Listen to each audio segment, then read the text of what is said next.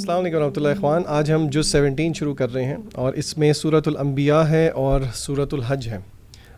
آج over view تو میں نہیں دوں گا, اوور ویو شاید آپ میں سے کوئی دے دے, لیکن یہ ایک آیت ہے سورہ انبیاء کی جو کہ قرآن مجید کی سب آیات سے مجھے بہت مختلف لگتی ہے, کیونکہ جیسے جیسے ٹائم گزرتا جا رہا ہے ویسے ویسے ویسے تو اللہ کی ہر آیت سچی ہے, لیکن یہ آیت اور بھی سچی ہوتی جا رہی ہے, اور وہ سورہ انبیاء کی پہلی آیت ہے. اللہ تعالیٰ فرماتے ہیں اعوذ باللہ من الشیطان الرجیم اقترب للناس حسابهم وهم فی غفلۃ معرضون, کہ لوگوں کے حساب کا وقت قریب آتا جا رہا ہے اور وہ ہیں کہ غفلت سے منہ موڑے ہوئے ہیں. تو غفلت سے کیا مراد ہے؟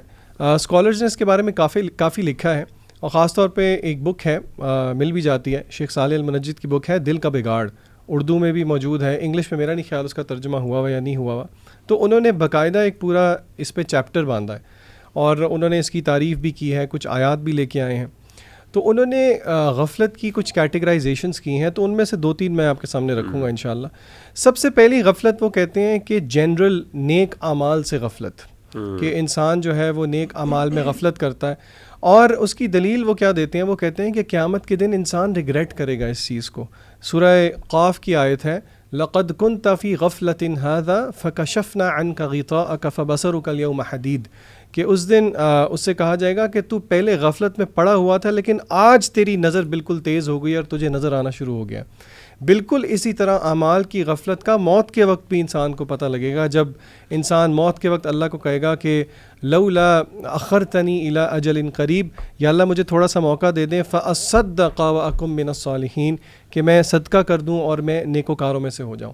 پھر اسی طرح شیخ صاحب کہتے ہیں کہ دوسری غفلت ہے قرآن مجید سے غفلت, کہ انسان کس طرح دنیا کے اندر قرآن سے غفلت کرتا ہے, حالانکہ قیامت کے دن یہی ہے جو کہ انسان کی شفاعت کرے گا. اور پھر وہ مختلف احادیث لے کے آئے ہیں, یعنی کہ جنرلی اسپیکنگ اگنورینس, اس کو ہم انگلش میں کیا کہیں گے, غفلت کو ہیڈ لیسنس کہیں گے, ہیڈ لیسنس کہیں گے, یعنی کہ ہر اس چیز سے انسان ہیڈ لیس ہو رہا ہے جو کہ آخرت میں اس کو فائدہ دے گی. خاص طور پہ اس میٹیریل دور کے اندر وہ والی چیزیں جو کہ شاید مباح کیٹیگری میں آئیں گی لیکن انسان کو وہ غفلت کرتی ہیں. خاص طور پہ ہم رمضان المبارک کے مہینے میں دیکھیں, ہمیں کوشش کرنی چاہیے کہ ہم جتنے غفلت والے ایکٹس ہیں ان کو ٹیپر آف کرنے کی کوشش کریں for the rest of 11 months. اچھا, ویسے انسان نیچرلی غافل ہے, اس کے پیچھے کیا سائنس آپ سمجھتے ہیں؟ کیونکہ دیکھیں ہر وہ چیز جو فائدہ مند ہے وہ انسان استعمال نہیں کرتا ہونا جنرل بیسس. جیسے دودھ کا ہمیں پتہ ہے زیادہ فائدہ مند ہے لیکن ہم پھر بھی کوک پیتے ہیں. اسی طرح ہمیں پتہ ہے رات سونا چاہیے لیکن ہم رات جاگتے ہیں. یہ جنرل غفلت. آپ نے نا بڑی اچھی بات کی ہے. ایک حدیث میں بھی آتا ہے احمد بھائی کہ اللہ کے نبی صلی اللہ علیہ وسلم نے کہا کہ قبر کے عذاب کے بارے میں آپ نے کہا کہ اگر تمہیں اس کا صحیح ادراک ہو جائے تو تم لوگ اپنے مردوں کو دفنانا بند کر دو, اپنی خواتین کے پاس بستر پہ جانا شروع کر دو. بلکہ شیخ صاحب نے اپنی بک میں غفلت کی کیٹیگریز میں ایک کیٹیگری پازیٹیو غفلت کی بھی لی, اور وہ ہے کہ ان الذین یرمون المحصنات, یعنی کہ ایسی عورتیں جو کہ غافل ہیں بے حیائی کے امور سے. تو یس آئی تھنک کچھ غفلت اس طرح کی بھی ہے جو کہ پازیٹیو ہے, بٹ زیادہ تر ایسی چیز جو کہ دین سے دوری کرے وہ مذموم ہے, ریکمینڈڈ نہیں ہے. اچھا, اسی سورہ میں آگے آیا نمبر 16 ہے وما خلقنا السماء والارض وما بینہما لاعبین. اللہ سبحانہ وتعالیٰ کہتے ہیں کہ ہم نے آسمانوں کو اور زمین کو نہیں بنایا کھیل تماشے کے لیے, اور جو بھی ان کے درمیان ہے, یعنی every thing that Allah is created there is purpose behind it. یعنی صرف یہ کوئی کھیل تماشا نہیں ہے اور وہی غفلت کی زندگی گزارنی نہیں ہے. اس میں انسان نے جو ہے نا اپنا پرپز ایک طے کرنا ہے, اس نے دیکھنا ہے کہ کون سا راستہ ہے جو اس نے اختیار کرنا ہے. کیونکہ اللہ سبحانہ و تعالیٰ نے نا انسانوں کو خاص طور پہ انٹلیکٹ کے اوپر پیدا کیا ہے. جیسے جانور جو ہیں وہ انسٹنکٹ پہ پیدا کیے گئے ہیں. انسٹنکٹ پہ پیدا کیے گئے ہیں سے مراد یہ ہے کہ جس طرح ان کو اللہ تعالیٰ نے پروگرام کر دیا اسی طرح وہ چلتے ہیں.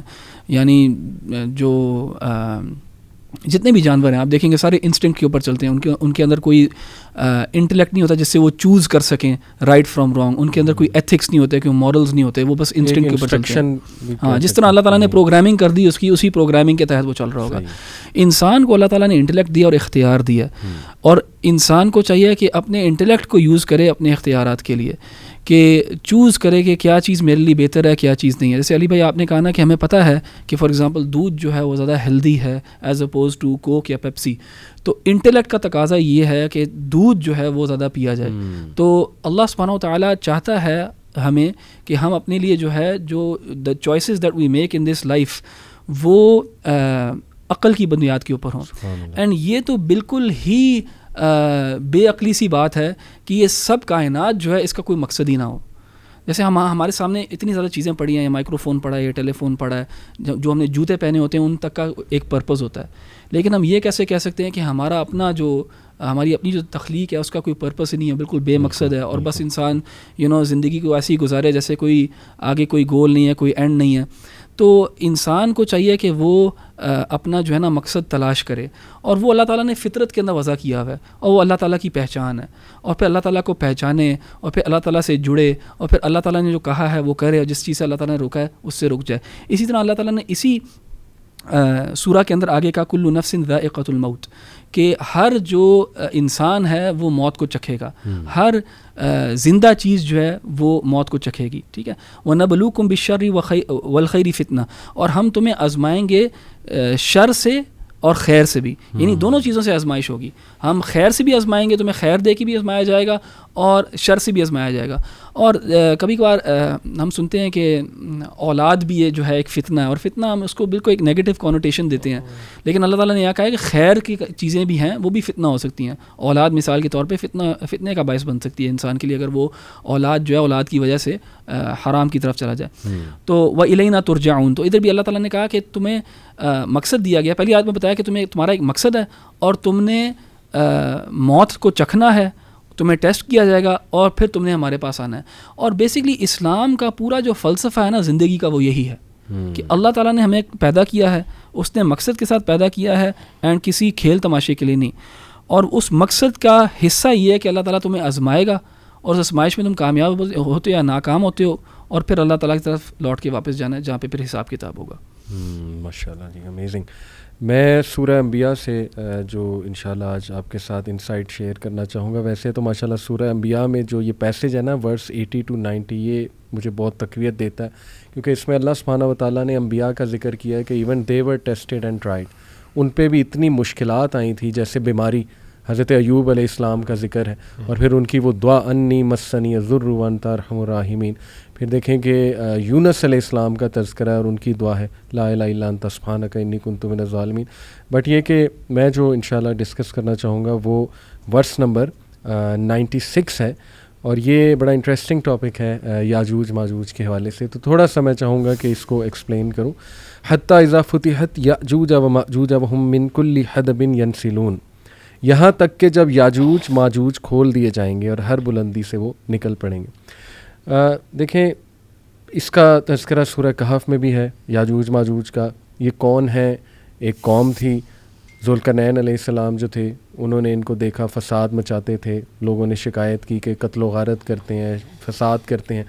ایک دیوار بنائی انہوں نے تانبے سے اور آئرن سے, یہ تو زبر الحدید یعنی آئرن اینڈ کاپر کے مکسچر سے, اور پھر ان کو بند کر دیا وہاں پہ. اب آج کافی ڈسکشن اس پہ ہوتی ہے کہ یہ ایکچولی ہیں کون.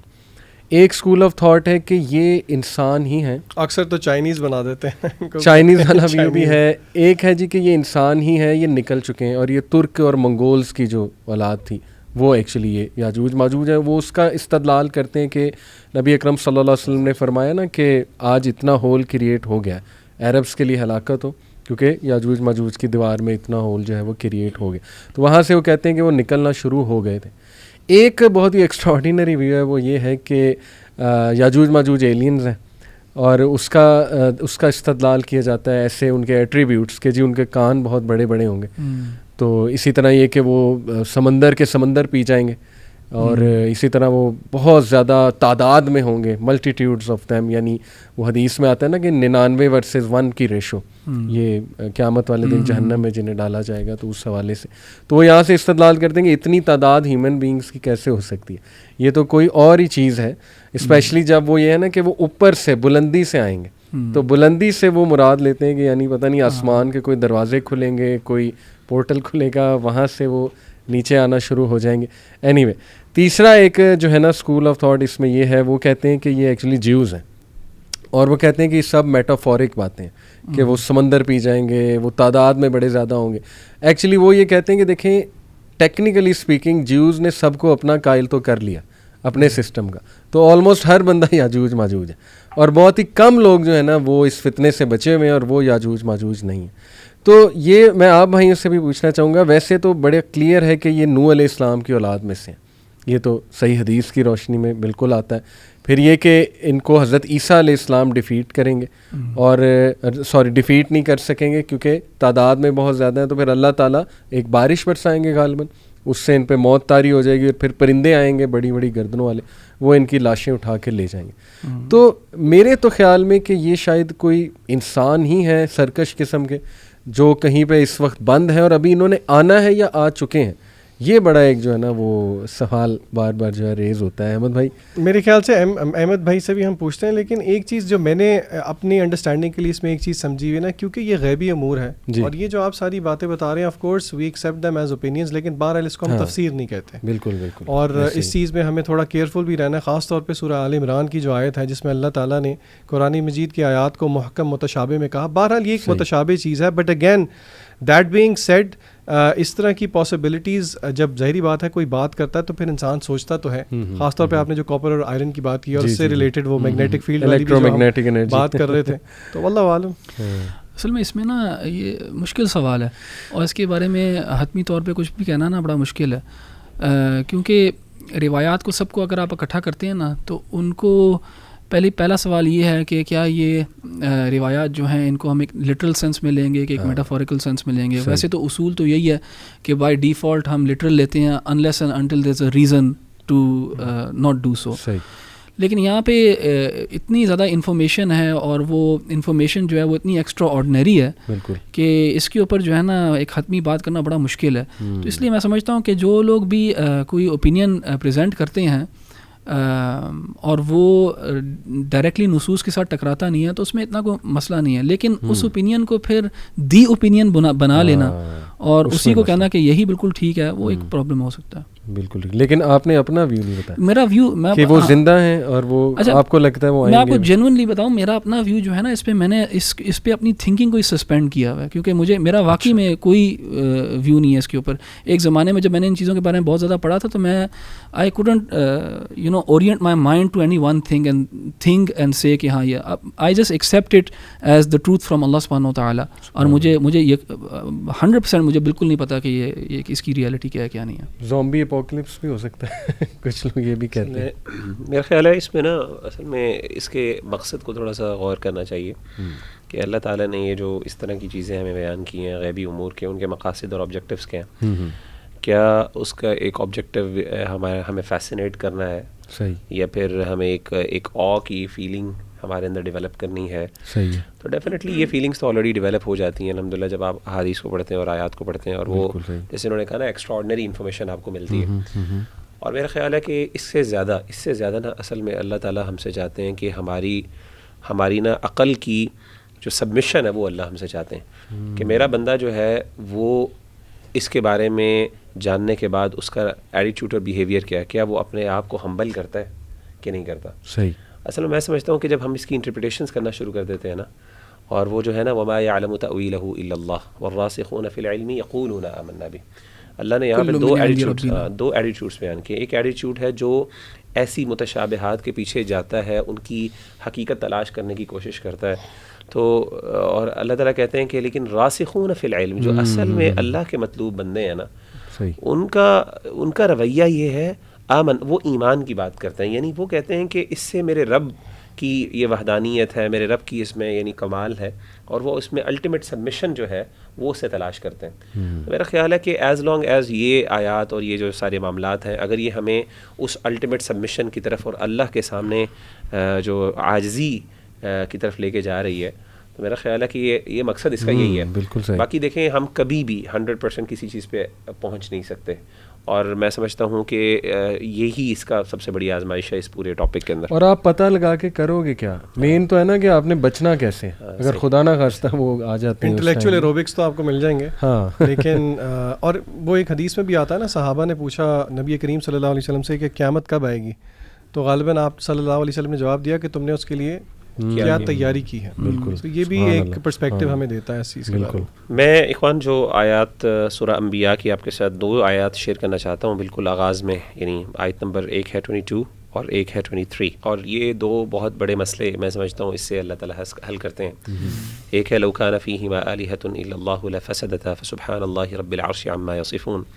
اس آیت میں اللہ تعالیٰ نے بیسکلی توحید, اپنی وحدانیت کی ایک لاجیکل ایویڈنس دی ہے, اور وہ بڑا پروفاؤنڈ ایویڈنس ہے کہ اللہ تعالیٰ کہتے ہیں کہ اگر اس کائنات میں اللہ کے علاوہ اور بھی معبود ہوتے تو یہ کائنات جو ہے وہ چل نہ سکتی, یہ سسٹم جو ہے نا یہ فلاپ کر جاتا. فسبحان اللہ رب العرش, اللہ تعالیٰ بہت بلند ہے اور پاکیزہ ہیں, اور اللہ تعالیٰ عرش کے رب ہیں, عما یصفون بہت بلند ہے اس سے جو یہ اللہ کو جو ہے ڈیڈیکیٹ کرتے ہیں. تو اس آیت سے ہمیں پتہ چلا کہ جو نظام اللہ نے قائم کیا ہے اس کائنات کا وہ اتنا بیوٹیفل اور اتنا پرفیکٹ ہے, اس میں وہ کمال ہے کہ اس کمال کو مینٹین تبھی ہی کیا جا سکتا ہے جب اس کی جو ہے سورس اور فیول جو ہے انرجی وہ صرف ایک سورس سے لے رہا ہو. اگر وہ ملٹیپل سورسز سے چیز آ رہی ہے تو وہ فساد پھیلائے گا.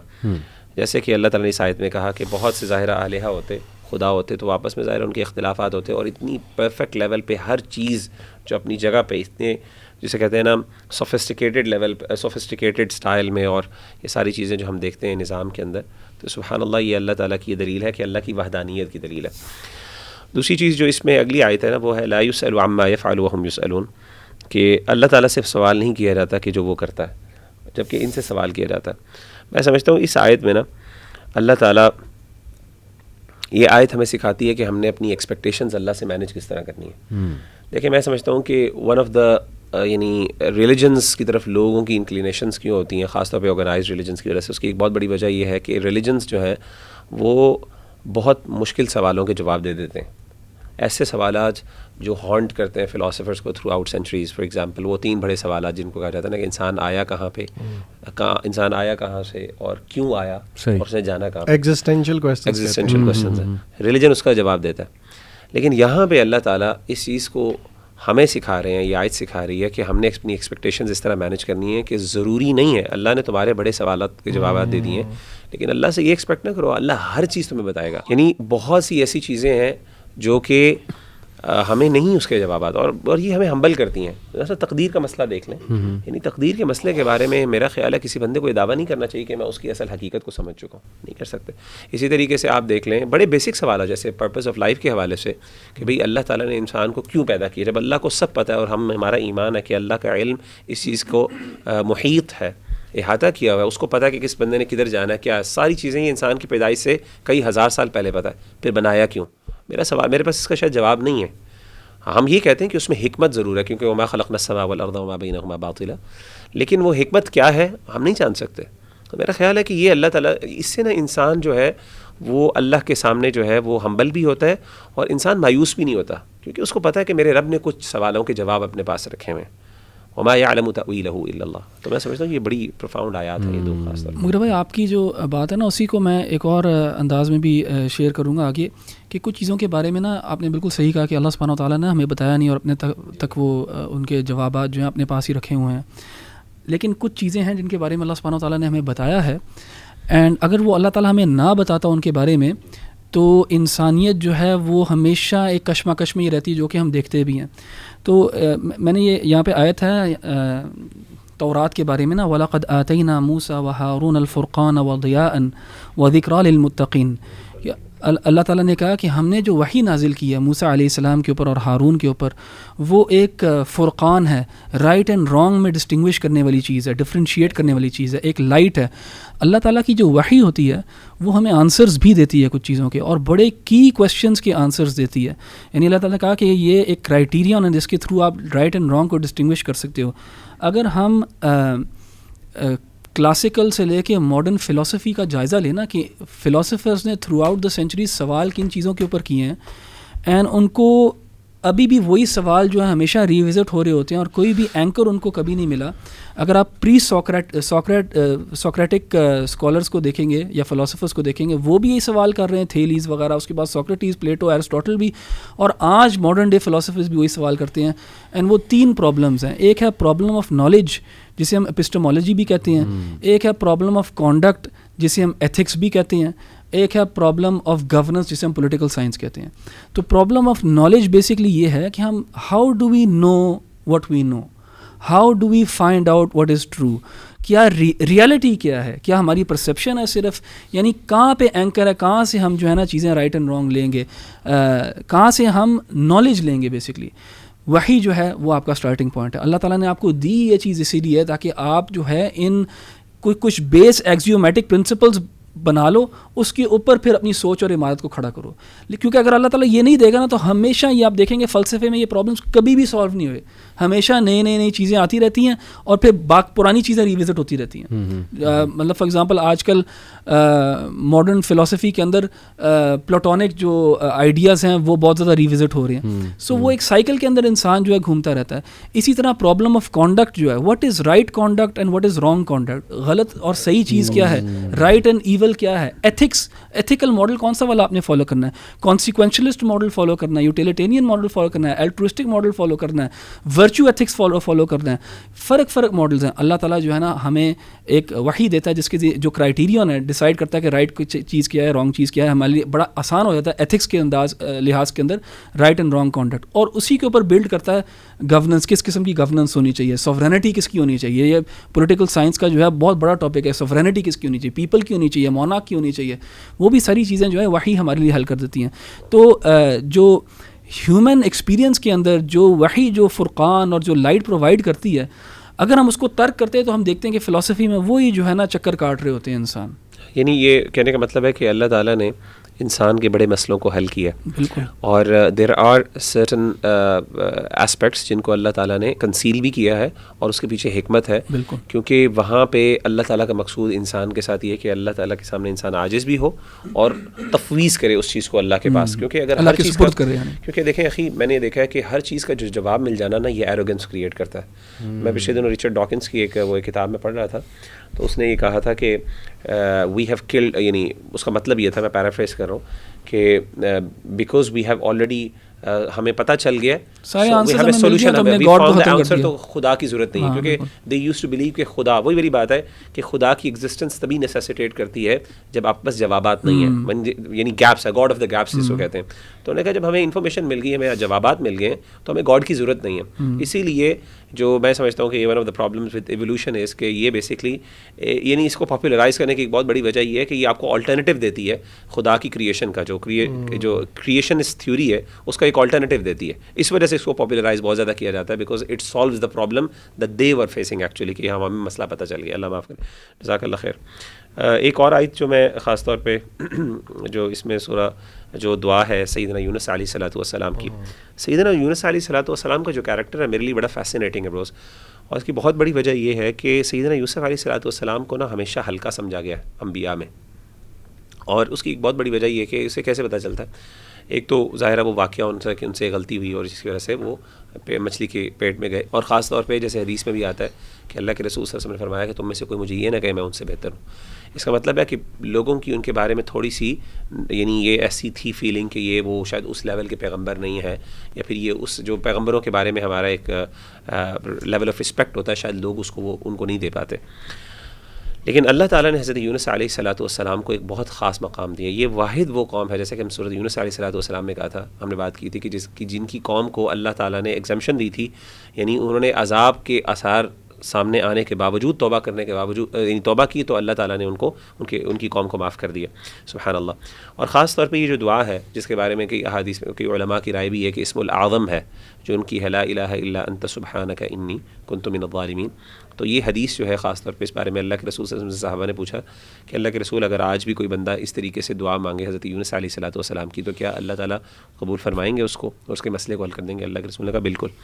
تو جو بہت سی رائے ہیں کہ اسم العظم کیا ہے بیسکلی, تو اسم العظم کے بارے میں جو میں سمجھتا ہوں، جو میں دعا کثرت سے جو میں مانگتا ہوں خود اللہ تعالیٰ کے سامنے، وہ یہ ہے، یہی دعا حضرت یونس علیہ الصلوۃ والسلام کی، لا الہ الا انت سبحانک انی کنت من الظالمین، اور یہ انسان کو بڑی بڑی مشکلات سے نکال دیتی ہے. تو یہ حضرت یونس کی سنت ہے. اس آیت، یہ جو آیات ہے نا، ان آیات میں جو جس طرح یہ آیات اینڈ ہوتی ہیں نا، وہ بھی بہت مزے کے طریقے سے اینڈ ہوتی ہیں. یعنی کہ اللہ نے کہا کہ وَنَجَّيْنَاهُ مِنَ الْغَمِّ، ہم نے یونس علیہ السلام کو غم سے نجات دی. اور پھر اللہ آگے کہتے ہیں کذالک ننجی المؤمنین، کہ اسی طرح ہم اہل ایمان کو بھی جو ہے وہ، یعنی کہ ڈپریشن کی دعا بتائی جاتی ہے غم کی. یعنی کہ اگر آپ کو غم ہو تو یہ آپ جو ہے نا دعا کثرت کے ساتھ پڑھیں تو انشاءاللہ اللہ تعالیٰ تمام غموم اور ہموم سے جو ہے وہ یعنی کہ وہ دور کر دیں گے اللہ تعالیٰ.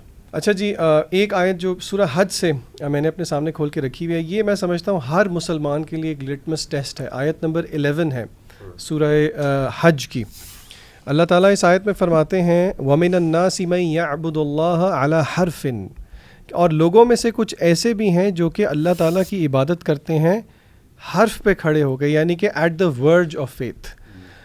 if they are blessed with something good they are content with it، لیکن اگر اللہ تعالیٰ ان پہ کوئی آزمائش لے کے آئے تو وہ ریلیپس ہو جاتے ہیں ڈس بلیف میں. حالانکہ اس کی تفسیر میں صحابہ نے جو کوٹ کیا ہے وہ تو کوٹ کیا ہے کہ مدینہ کچھ لوگ آتے تھے مسلمان ہو جاتے تھے، لیکن میں سمجھتا ہوں کیونکہ یہ آیت جو ہے فیس ویلیو پہ ہر مسلمان کے لیے، تو یہ بہت ڈرنے والی آیت ہے کہ ہم دیکھیں کہیں ہم بھی تو اللہ کی عبادت کنارے پہ کھڑے ہو کے نہیں کرتے، کہ جب آسانی ہو تو ہم بڑے مطمئن ہیں، لیکن جیسے ہی اللہ تعالیٰ آزمانا شروع کر دے تو ہم جو ہیں اپنے الٹے پیر پھر جائیں. اور غالباً ایک حدیث میں دعا بھی ہے جس میں پناہ مانگی گئی ہے کہ یا اللہ ہم آپ کی پناہ میں آتے ہیں کہ we turn back on our heals.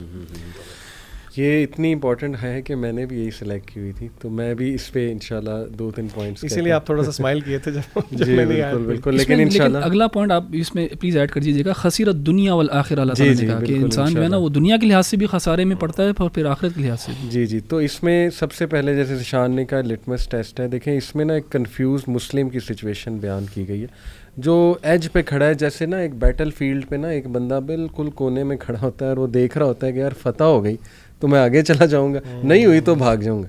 تو یہ بالکل وہی سٹیٹ ہے کہ دیکھیں یا تو شک و شبہات ہیں ہمارے دلوں میں کہ پتہ نہیں یار آخرت آئے گی نہیں آئے گی، لیکن چلو اگر آئے گی تو ہم تھوڑی بہت محنت کر لیتے ہیں. تو ایسا جو بندہ ہے احمد بھائی، جیسے آپ نے کہا نا، یقین کرے نہ وہ دنیا کما سکتا ہے نہ وہ آخرت. جیسے کافر جو ہے نا وہ بڑا فرم ہے اس میں، ایتھیسٹ، وہ کہتا ہے کہ دنیا ہی ہے، وہ پھر ٹکا کے دنیا کی محنت کرتا ہے اور دنیا اسے مل جاتی ہے. جیسے کئی اتنے امیر لوگوں کا فلسفہ بھی یہی ہے نا، یو اونلی لیو ونس، اسی لیے وہ ایکسپلوئٹ کرتے ہیں. بالکل. اور لیکن جو دوسرا مسلمان ہے، اللہ کہتے ہیں تم آخرت پہ کام کرو گے ہم دنیا بھی دے دیں گے، حدیث کا کانٹیکسٹ ہے. بٹ یہ جو کنفیوز سٹیٹ ہے نا، اس میں نہ پراپر دنیا سے فائدہ اٹھا سکیں گے، نہ ہی جو ہے وہ آخرت میں بھی پھر جائیں گے، ظاہر ہے، کیونکہ ایمان جو ہے وہ کامل تھا ہی نہیں، اس بیسس پہ تھا ہی نہیں. تو آئی تھنک یہ اس میں ایک اور بڑی زبردست سائیکی جو ہے نا وہ بیان کی گئی ہے. ہمارے جو انسانوں کی سائیکی ہے انفارچونیٹلی وہ یہ ہے کہ what can God do for me, یہ نہیں کہ what can I do for God. I think کہ صحابہ یہ سوچتے تھے کہ ہم کیا اللہ کے لیے کر سکتے اور دین کے لیے کر، ہم یہ کہتے ہیں نہیں اللہ میرے لیے کیا کر سکتا ہے، اور کرے گا تو ٹھیک ہے، نہیں کرے گا تو پھر میری ناراضگی ہے، یا مجھے کچھ نہیں ملے گا تو اس کا مطلب کہ جی اللہ تعالیٰ نے مجھے وہ کیوں نہیں دی. تو آئی تھنک کہ ہمیں اپنے ایمانوں پہ جو ہے کام کرنا چاہیے اور ہمیں اس سوچ کے ساتھ زندگی گزارنی چاہیے what can we do for اللہ. اور فائدہ ہی تب ہے دیکھیں جب اسلام تو نہیں کہوں گا، مسلمانوں کی ایک ویک پوزیشن ہے تو اس میں آپ اسٹرینتھن کریں اس پوزیشن کو، بجائے کہ یہ دیکھنے کہ نہیں جی جب اسٹرانگ ہوگی تو میں آ جاؤں گا. تو اللہ تعالیٰ ہمیں جو ہے معاف فرمائے. یہ آخری ایک آیت چھوٹی سی کیونکہ سورہ حج کے حوالے سے ہے اور ہماری آگے سے متعلق ہے. سورہ حج میں اللہ تعالیٰ نے بہت خوبصورت انداز سے حج کے حوالے سے مختلف آیات کا ذکر کیا ہے، اور اس میں جو آیت نمبر 36 ہے جس میں اللہ فرماتے ہیں وَالْبُدْنَ جَعَلْنَاهَا لَكُم مِّن شَعَائِرِ اللَّهِ لَكُمْ فِيهَا خَيْرٌ فَاذْكُرُوا اسْمَ اللَّهِ عَلَيْهَا صَوَافَ، کہ جب تم جانوروں کے اوپر ذبح کرنے لگو تو اللہ کا نام لو. فَإِذَا وَجَبَتْ جُنُوبُهَا، جب وہ گر جائیں اپنے پہلو کے بل، فَكُلُوا مِنْهَا وَأَطْعِمُوا الْقَانِعَ وَالْمُعْتَرَ كَذَلِكَ سَخَّرْنَا، اللہ تعالیٰ کہتے ہیں تاکہ تم شکر کرو، اللہ تعالیٰ ان کہتے ہیں اس کو کھاؤ. پھر آگے جو آیت اللہ ذکر کرتے ہیں وہ یہ ہے لَن يَنَالَ اللَّهَ لُحُومُهَا وَلَا دِمَاؤُهَا وَلَكِنْ يَنَالُهُ التَّقْوَى مِنْكُمْ، کہ اللہ تعالیٰ کو تمہارے گوشت نہیں پہنچتے نہ تمہارے خون پہنچتے ہیں، لیکن اللہ کو تمہارے تقویٰ تم سے پہنچتا ہے.